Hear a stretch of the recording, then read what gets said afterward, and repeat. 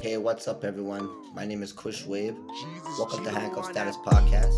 On today's episode, we will be discussing grief and healing, what it means, and various forms of injustice in our criminal justice system. We have an exclusive interview with Rolando Nooks, who is an advocate for inmates' physiological and mental health, also the owner of Compassionate Reprieve. They provide a streaming funeral service for inmates. He will be sharing his experience and story with us. Let's get right into it.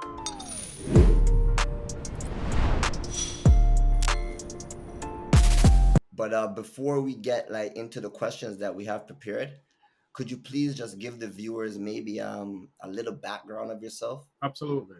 So my name is Rolando Nooks. I'm originally from Kingston, Jamaica. I've been living in the U.S. for over 20 years. I have a background in information technology. I'm a solution architect, and that simply means I go into organization and I find solution and problems and I solve them. I've started this nonprofit. The idea was at least 3 or 4 years ago, but I actually just launched January of this year. Oh, wow. I've got extensive background in streaming. I was streaming prior to the pandemic. I would say maybe I started a streaming company around 2017 back in the day. It's just before the pandemic.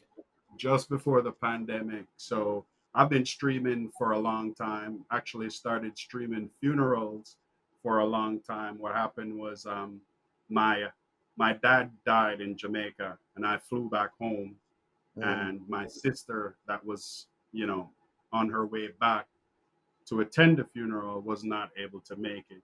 As a result, I started to FaceTime her the entire service for her to be able to participate.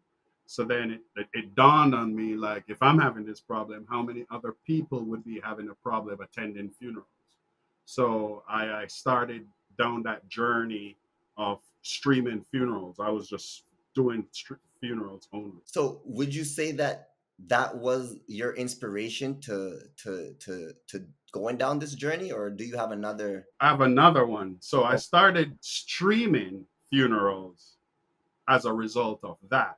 But what happened is maybe a year after my grandma passed, and my brother, who is currently incarcerated, we were there talking, and he was not able to attend, and we were just there. I was like, man, there should be a way for you to be able to watch this. So, and he was like, no, there's no way. And I was like, no, that's impossible.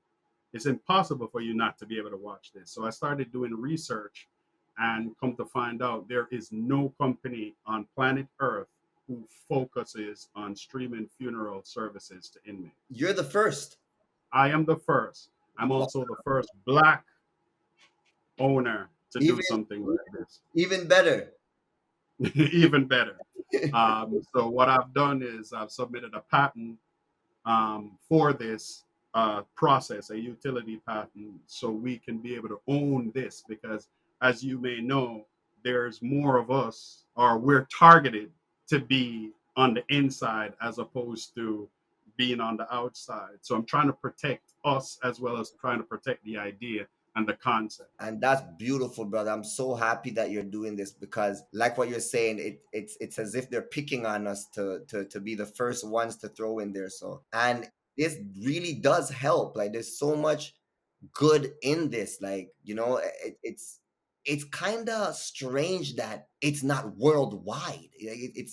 I mean, technology is so far ahead now. You would imagine that, these things would be in, everywhere. But okay, so what inspired you then to become an advocate for physiological and mental health? So there's that unserved community, the forgottens. Nobody remembers them. I mean, I'm going to be honest. I'm guilty of it sometimes, because just life is lifing, right? We're out here, we're trying to survive, and we're trying to make things happen. So my brother, sometimes I'm like, there's so much happening with family, kids, and everything that's going on. You you have to deal with what's in front of you, right?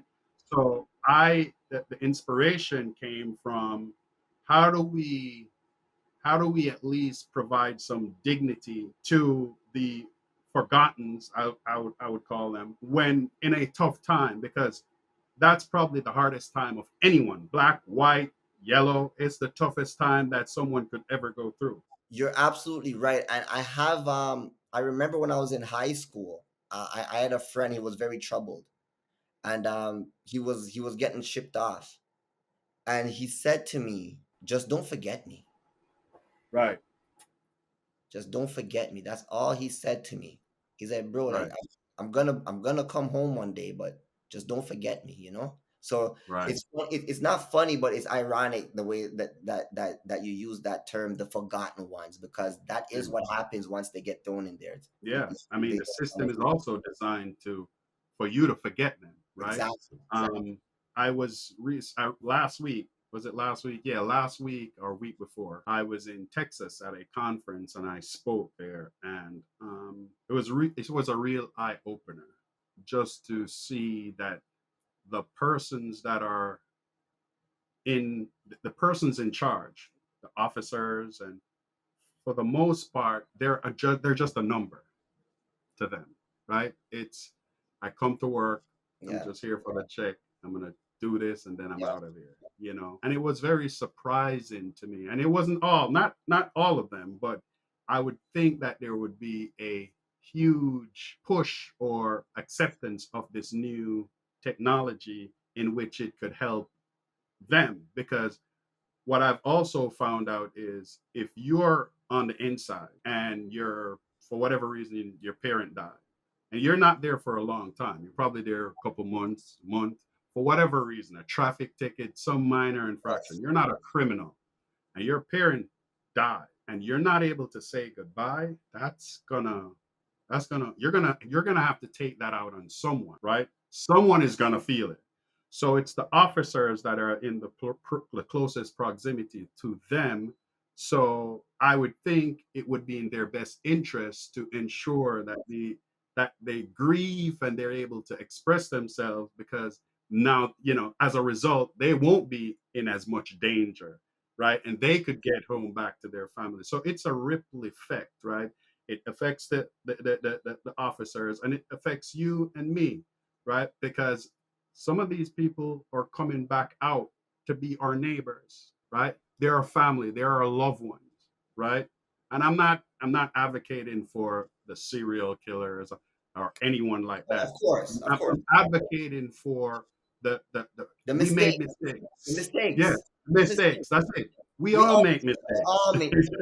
make We yes. all make mistakes. So how do we ensure that we reduce recidivism and also give them just the common dignity and decency of just allowing them to partake in a what I would want a one-time activity. It's you only want to go through this. Nobody wants to go through it. But if I you mean, your have to, mom you don't can want to die go twice. through it. Your mom can't die Exactly. twice. So Exactly. it really is just a one time, and it's one of the Keep it worst things anybody can go through. So why not give it to them and help them through it and build a rapport exactly. with them while they're in the worst time of their life, and maybe they won't want to punch you in the face to relieve stress that they have Exactly. going on, because it's stressful. Exactly. Even just being in there is stressful. Now you got to be in there with Exactly. someone that you love that died that you can't even see. I could only imagine how tormenting that. Yeah, like I can't even imagine. Like Yeah. if I Mhm. think about my mom passing away right now, I'll probably cry right now. Exactly. Now you imagine someone saying that to you and then lock you in a room and say, "Hey, you're not going anywhere." You'd lose your mind. Crazy. So these are Yeah, the things that I'm trying to educate, the powers to be like. This is just this has nothing to do with the crime or anything. It's just basic human dignity. That's it. Just some compassion. Just some compassion. in your words, how is grieving in prison different from grieving in the free world? So, in my opinion, while incarcerated, the only thing you have is time. The only thing you have is time. Yeah, So, You have time to think, you have time to plot, you have time. That's all you have time to do Hmm. is just spend time with yourself. Now, the when you get a phone call, when you get a mail, when you get any type of outside interaction, Special. that means the world to you, Yeah, right? It for means the sure, world for to you. sure. So to me, in my opinion, allowing someone to grieve, anyone, I think the basic human right, you should give someone the basic human rights to do that. I think that you should just have compassion in that moment.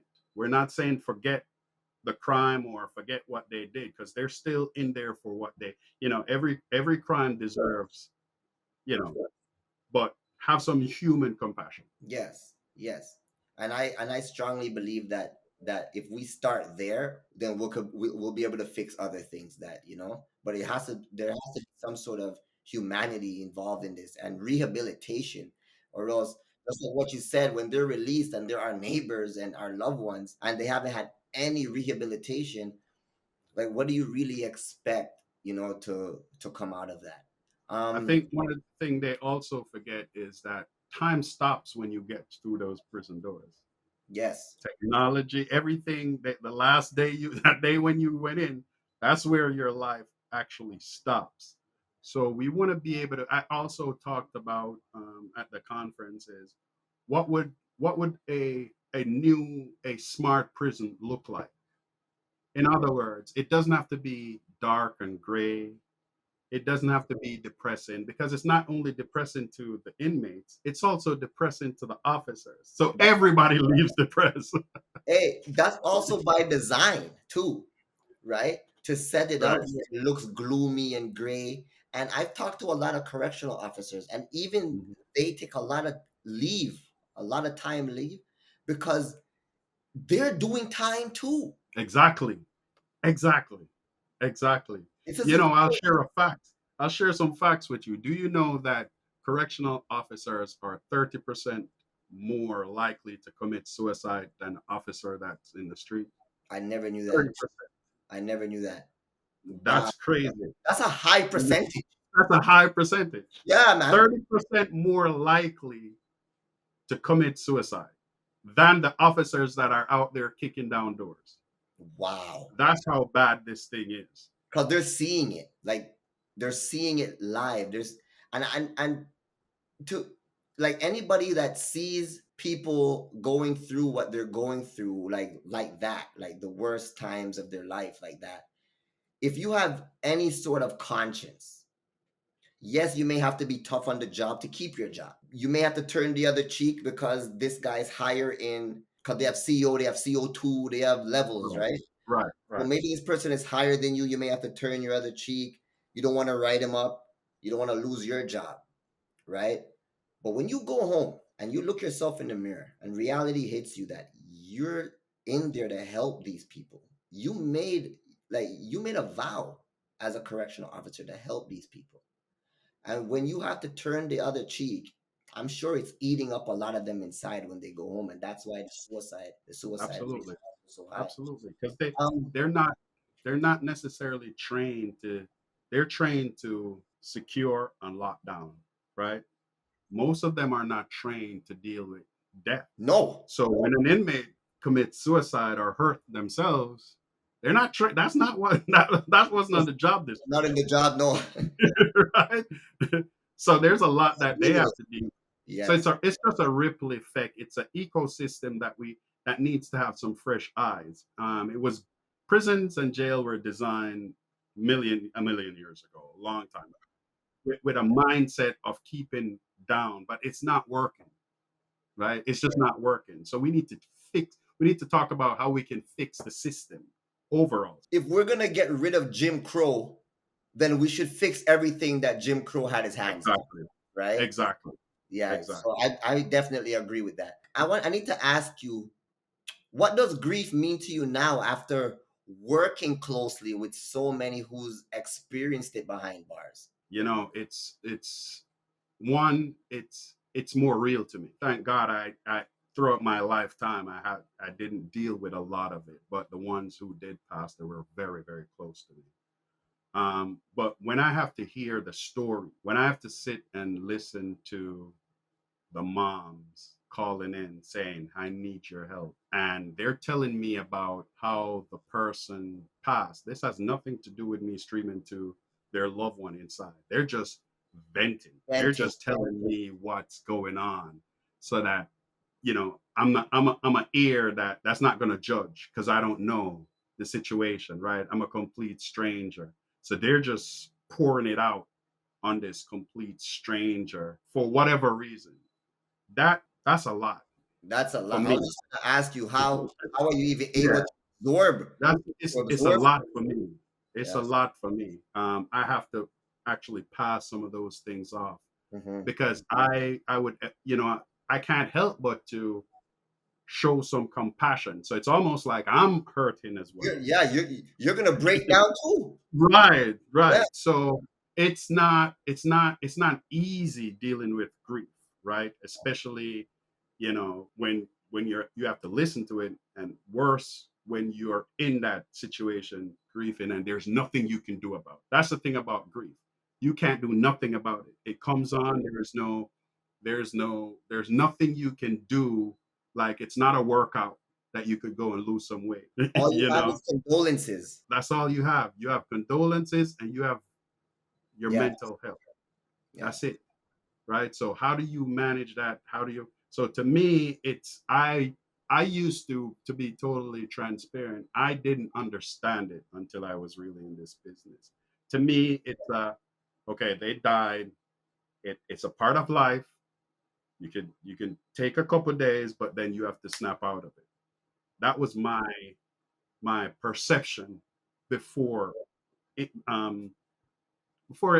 going on this adventure of trying to help people who are incarcerated. So it's night and day for me from a grief perspective, from not understanding and thinking that, hey, you should be able to get over it, to a more compassionate side where if you need to get over it, if you need to work through it for months, then take the time you need, because I deal with grief different, you deal with grief different, everyone deals with it differently. And So that's the reality that yeah, we all deal with it different.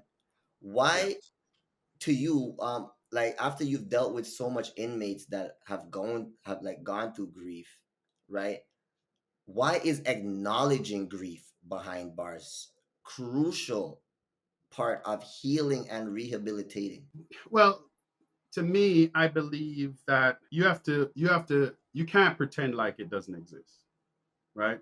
Hmm. And I think if you do, it's gonna come back at some point when you least expect it, and then it's gonna really affect whatever you have dealing with at that time. So I think it's important for anyone to be able to deal with it during the time when it happened, because you now have that support system. If, for example, like I was having a conversation with a family member, and prior to the streaming services, he was like, you know what, I'm good, blah blah blah. He was okay, he was able to watch it. 2 minutes in the stream, he got up and say he can't deal with it no more. He had to leave. Within 2 minutes, he just said, "I cannot handle this. I've got to leave." So I don't know, and this is something that I probably need to add to my service, is like follow up with the inmates. Hmm. Um, but I don't know what happened after that, as Okay. in regards to his mental health, walking away from that moment where Yeah. he had his family there knowing that he's watching. He has his cellmates there supporting him. He has the chaplain there, for additional support, and all the team there for additional support. So now he's by himself. I don't know what happened. I hope that person is still okay, but I don't know what happens after that. You know what I mean? So dealing with it right there and then, I think while you have the support, is probably the most important. Have you ever heard of an inmate who, I don't know, let's call it unprocessed grief, who didn't process their grief, impact them long term? Have you ever seen anything like that? I've not during with providing the services, Yes. but I've had um what you call it now. I've done interviews with Hmm. with inmates, and I've written letters to inmates, and they're still going through it. This one guy told me in an email that his dad died. I think I wrote a story about this. His dad died, and he was just going through it for months, and he's still going through it, and he doesn't know what to do about it, how to deal with it, and he's just going through it. So So do you think that, like, because his father died and he wasn't able to be there, so I would say that he was unable to properly mourn a loved one because he absolutely, wasn't there to do absolutely. that. How does that affect their mental and emotional? When he sent you the email, have you talked to him before that, prior, or was this the first time? No, prior I was just interested in, just I was learning the business. I was learning how what it, I've never been incarcerated. Okay, I've never been locked up. thank God. So thank God.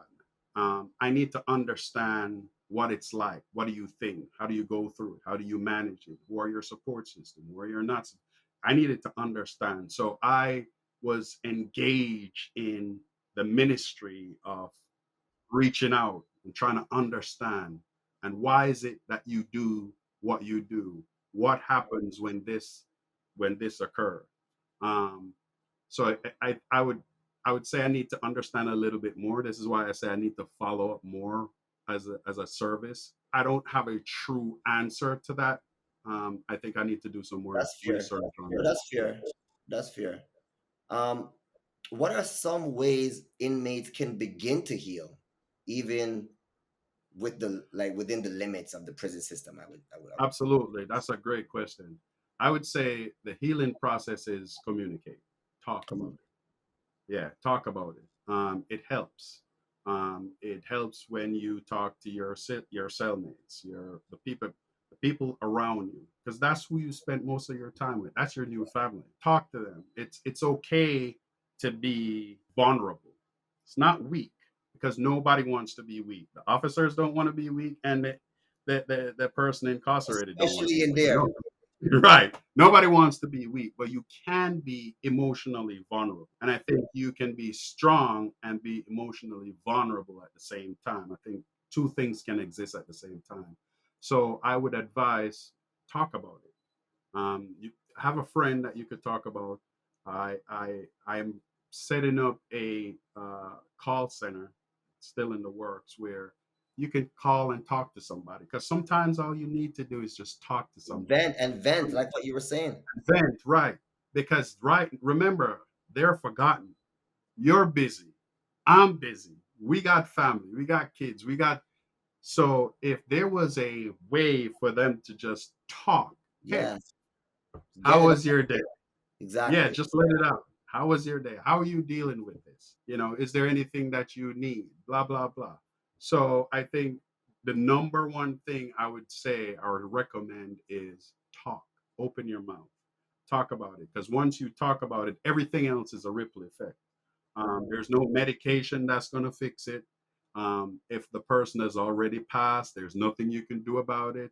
Hurting yourself is not going to fix it.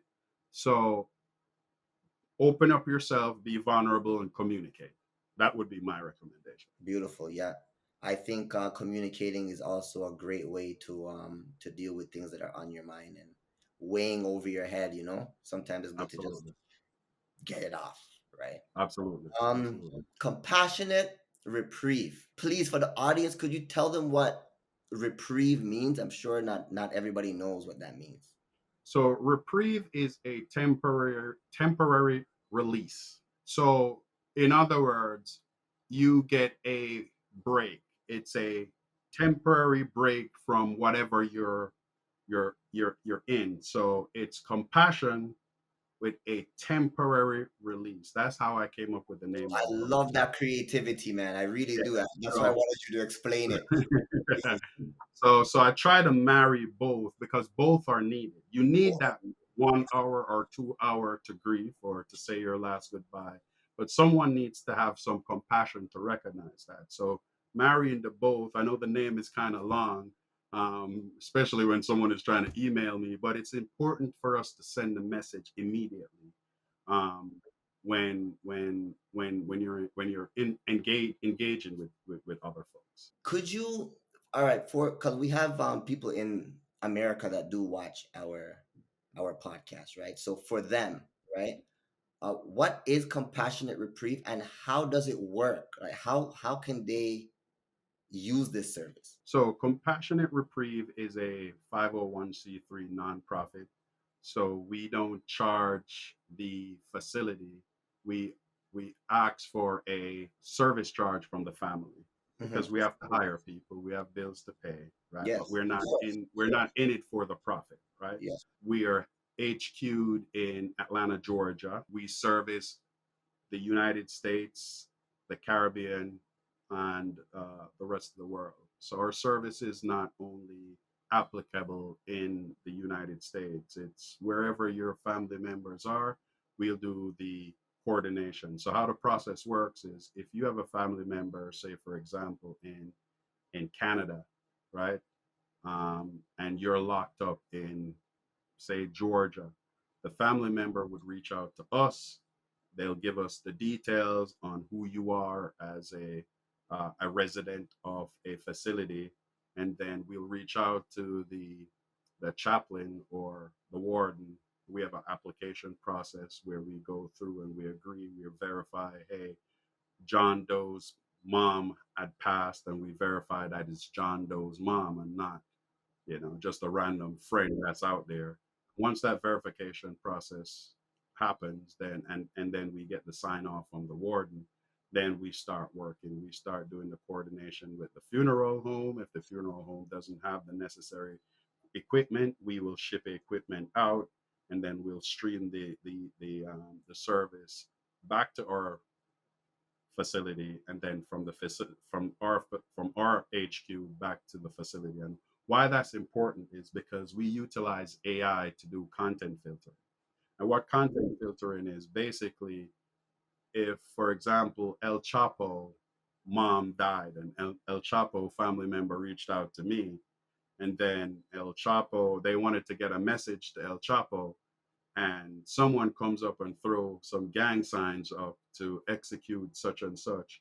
Well, there is no platform out there that could solve for that right now. We're the first one to do that, right? There's no, yeah, so there's not a tool that does content filtering out of the box, especially for the correctional facility. So we're the first to build that as well. So that's why I explained it's a three-step process. It's from the funeral home to our office, and from our office to the facility. Now, in some facility, they may or may not have tablets. If they don't, we will ship one to them so that they can participate in the funeral Oh service. wow. So it's a huge The process. but simple process, right? Yes, It's huge, but it's simple process at the yes. same time. If you think about it, it's just that it does take a lot of coordination, and it's very time sensitive. Now, in several cases, I want to add this as well. In several cases, if for whatever reason there's a lockdown at the facility and the inmate or the resident is not able to attend at the scheduled time, then we'll record the service and then re-stream it back to them at a later date. So we're Wow. always That's yeah. still good. So we're all we they never loses it, right? They never Yes. lose that option to participate. May not be live, but I it's mean, the option is available. it's important. My cousin's father died in Canada, and my cousin lives in Jamaica. Uh huh. And we video called so he could see him getting buried in the ground. Right. And when I seen him later on that year, he couldn't stop thanking me for answering the video call. I'm like, cuz, are you serious? Of course I answered the video call, but that's how important it is. Exactly. And Exactly. what you guys are doing is amazing stuff, brother. How The other thing is um, what people sometimes take for granted is when someone passes, you want to hold on to their memory.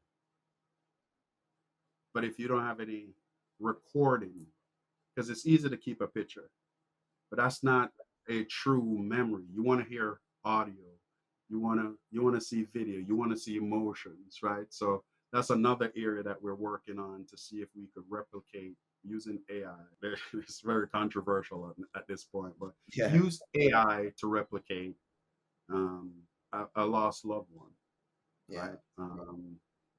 So that's something else for the future, but not I yet. mean, But the that's something. technology is growing. The technology is Yeah, growing. So, exactly, and you seem like exactly. you're trying to tap into it as soon as you can. So, Absolutely. There's there's again, my background is in tech, and there's grief tech that a lot of people don't even know exists, and there's debt tech. A lot of people don't know exists because it's a very small market, and not many people, they're not thinking about it. They don't want to deal with it. Nobody wants to deal with death. This is inevitable. It's coming.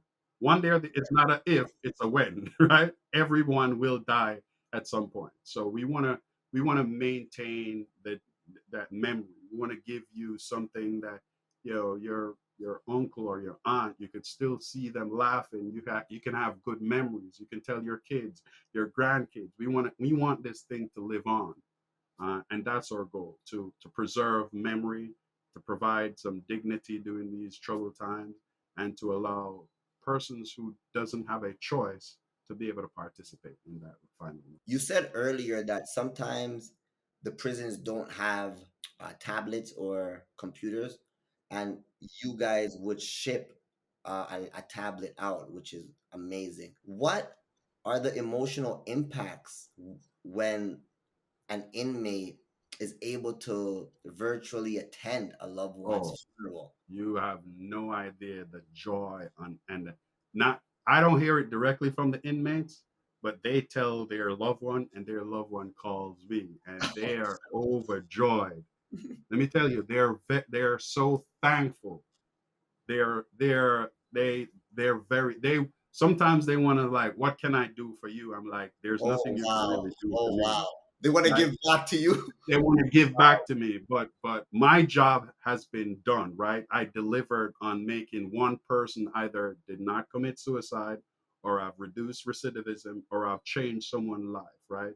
And that's more important to me than to get, I mean, the money. I'm not going to say the money is not important. What's most important is to be able to change or Just impact to someone's save, life, yeah, right? to even save a life, like, because you're right, a lot of Yeah, people would commit, right, they would harm themselves. right. Self harm is real, and Yep, it is due to mental health, and these things trigger that, right? exactly. How do correctional facilities typically respond to this service? Are there challenges in getting approval? The short answer is yes. In my early journey in my research, I remember, I can't say the name because hopefully at some point we'll work together with them again. But the the the, the warden or the sheriff said to me, and I quote, "If I allow your service in my facility, my guys are not able to make extra money." So there is a thing called furlough. Furlough is a temporary release from prison to attend a special event, funerals, maybe the death when a parent or a family member is dying. So, how that process works is the inmate or the resident apply for furlough. The typical furlough transportation costs is about 3,500 US dollars. Yes. Now, So the that's average another. person can't pay for that. If you have $3,500 sitting down, then you probably shouldn't be in jail, right? Right. So, so, and that's for like 15 minutes, 20 minutes of you going to the service. Nobody could be there. In some cases, depending on the officer, they'll be lenient, but Oh, you go to the funeral home or the church, and you spend 15 minutes to say your last goodbyes, probably in shackles, and you have to be there before anyone else is there. So the family, you're not seeing the family you members don't or even not. share the moment with your You family. can't share, right? So you're in for 15 minutes and you're back out, and you pay $3,500 for that. Worst case is, what if you have a family member in Jamaica? Oh How do wow. you go Yeah. transport? Who's going to transport you? You're you gonna know. make $3,500 and the next $3,500 for the trip, right? Yeah, right, exactly. So we're removing all those walls and those security risks because it is a security risk from an officer's perspective. It is a security risk. If someone is not of good standing, they may want to rescue their friend, right? Get their friend out, and the officers are outnumbered. We, No, we try to get remove it. that I, risk. I completely get it. I see why they wouldn't have the inmate there with their entire family. Everyone's Exactly. horny. They're just gonna beat up the officers after a while, right? Exactly. And it's just two or three officers. Yeah, Yeah, give us, you know. yeah, But exactly. Especially in that time. especially in that time, it's In like that time, right. they just lost someone. They're gonna want, Exactly. this one back, like. Exactly. Exactly. But you're absolutely right. It is dangerous. It is dangerous. It's Yeah, it dangerous. is extremely dangerous. And well, again, if they're not of good standing, they're gonna they're gonna come out and they're gonna hide in your neighborhood, in my neighborhood. So we try to minimize and reduce that risk. So it's a win-win-win for everybody. It's win for the family, it's win for the resident, and it's win for the officers. Because we got to be fair, right? No one thing is all bad.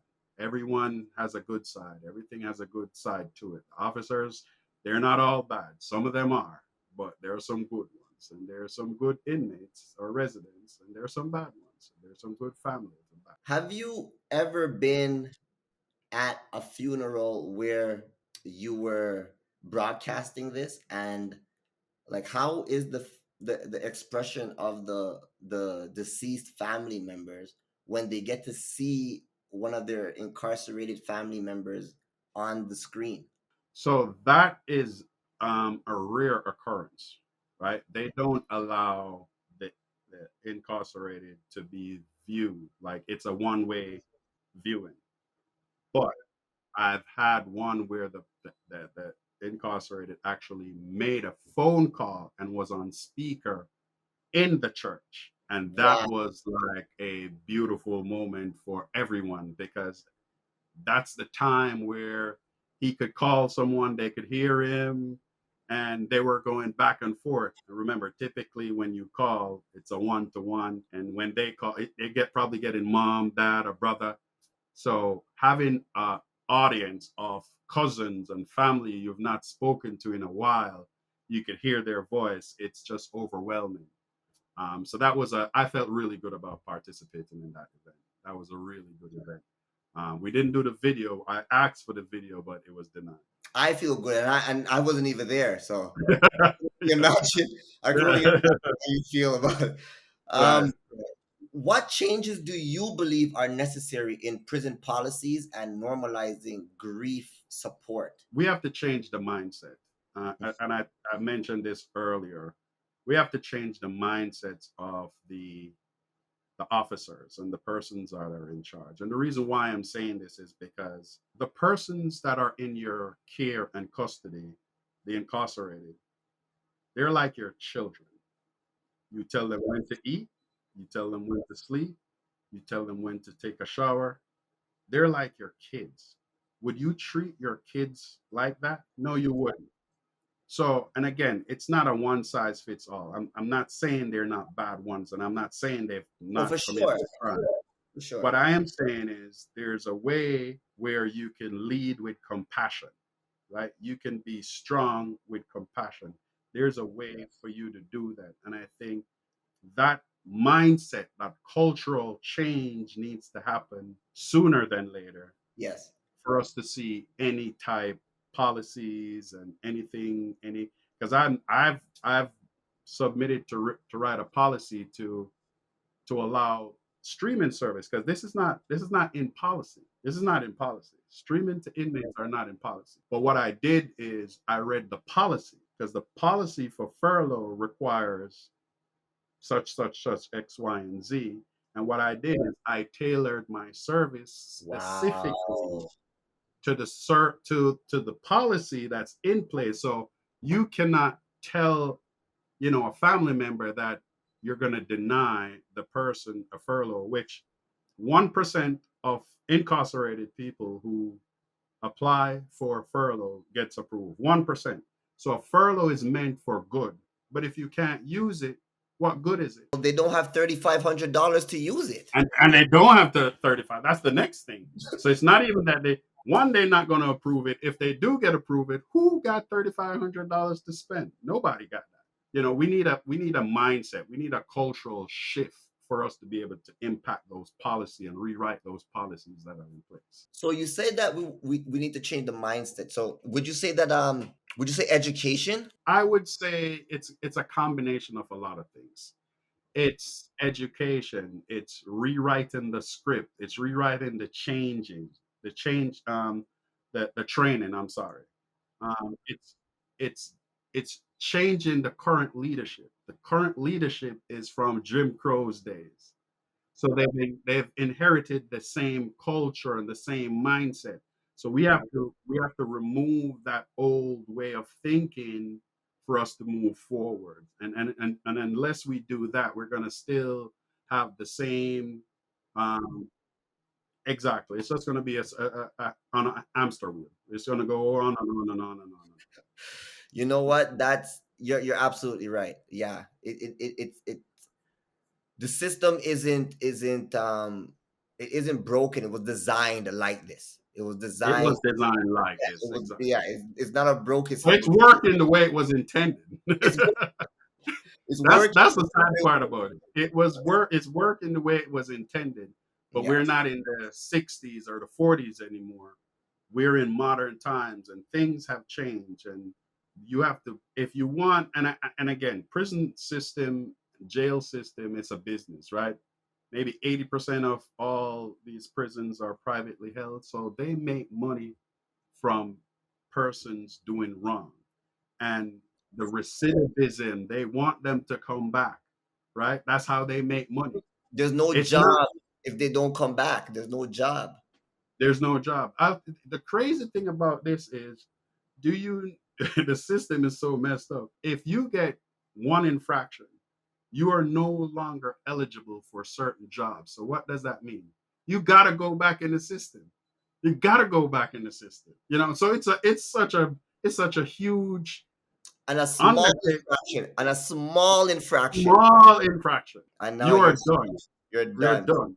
Yeah. You're done. The good thing about it is there are options now, right? There are social media, there's podcasts where if you have you have some type of infraction, you can now make money in a different way as opposed to the typical 9 to 5 or We definitely have more outlets now. You're right.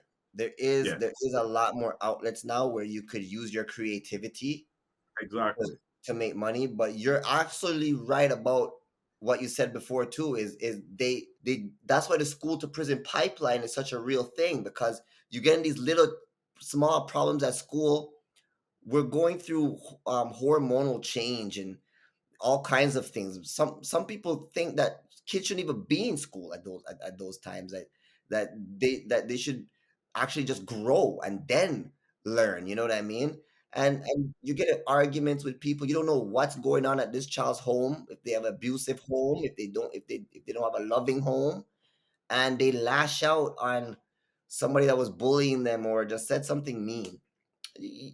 This kid usually they take them, they bring them to juvenile detention, and then from there it's he comes out and back inside, and he comes Yeah, out back inside. So that's you're the rest absolutely of their right. life. They set it up a way where they keep the business, going, like they Right? keep it. They need these guys to reoffend, and it's a damn shame. But It's that's the easier reality. for me to keep you in jail than to solve the problem of not getting you in jail. Right? Exactly. It's easier for me to do that. Exactly. I make more Or money from doing that. it's true. What could you tell family members who have somebody incarcerated, in the sense of support? Like, how can they support an incarcerated individual from a distance? I would suggest just me having this experience again is all they have is time, Yes. and all they're looking from you is for time. Rotate the time. because you're going to be busy, have maybe set up like a call hunt system where this week is your week, next week is my week. It's not on one person, and it keeps them active. Inmates or residents who have a strong family bond or support system are less likely to while out or commit suicide while they're inside, right? We studies show that if you have a strong family unit and support system, you're less likely to recidivize, right? You're less likely to go back in. So I would say set up their technology is there right now for you to be able to do that. Set up a call hunt this week. When he or she calls, he or she calls one number, and if it's your week, you're on call, right? Yes. Next week, you're on call. Yes. So it's not a burden on one just I having one love that person. idea. I love that idea because what it also does is it gives the inmate an opportunity to talk to multiple people in the family and not only hear what is going on in one person's life, but to see what's going on in multiple people's lives. Say, oh man, look, my cousin Jeffrey did this, or my cousin Junior did that, or it's good. It's a good feeling, to just to be up to date with what's happening around you. The other thing is you have to remember that I don't know if you have someone incarcerated or not, but their story is always the same. So you on the outside, at some point, you're gonna be like, I don't want to hear the same story over and over and over. That's just the reality. I'm just being I frank with mean, you. it Like is. It's true. it's the reality, right? It's they don't have much going on, so they want to talk to you, but you, at some point, the conversation gonna be like, I'm just listening to you breathe, right? So just having that call hunt system where it's on a schedule, it sounds bad, but it's a solution. It's better It is. than not having anything. You know what I mean? And what you just said is actually very important. Um, we need to understand that on the outside that you can't expect to hear a whole bunch of stuff from the incarcerated individual. Wake up is a certain time, lockdown's a certain time, and there is nothing Exactly. in between, right? So Mhm. you have to really take it upon yourself to lift the negative energy off the phone, or you know like help this individual get through that 20-minute call, because all they really want to do is get away from in here. Talking to you for 20 minutes is getting away from in here. Just allow them to have that space. I think that's a very good idea as well. Have you ever met up with an individual that you had this service with after he was released, or is it still No, too early? it's still too early. We've just been around a couple months. I am not sure if I want to, um, because you you want to kind of keep it separate, because you can get really attached to a situation. Um, and sometimes you can do the wrong things for the right reasons. And I don't want to get attached to 3 million people, because at any given point, 3 million people are locked up in the US, right? At any given point. So I don't want to get attached to 3 million. I don't want to be that accessible to 3 million people, because that would drain me emotionally, because they're going to thank you, but they want, it's still draining on a person to be able to listen to someone or listen to that many people all the time. Is why celebrities are so mean Oh, sometimes, of because it's course.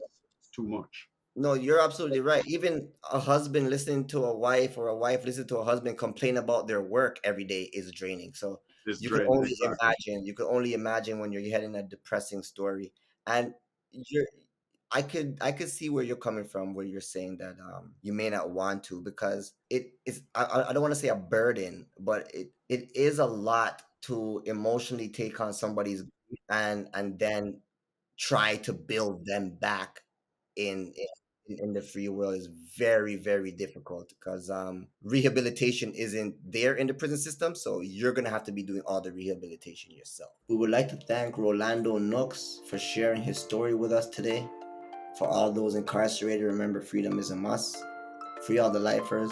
Shout out Private Spaceship. Thank you all for watching. Don't forget to subscribe and follow at Handcuff Status Inc. We're on all major platforms. If you have any questions or suggestions, send them to us. And never forget our real mission: breaking the chains of injustice. Thank you.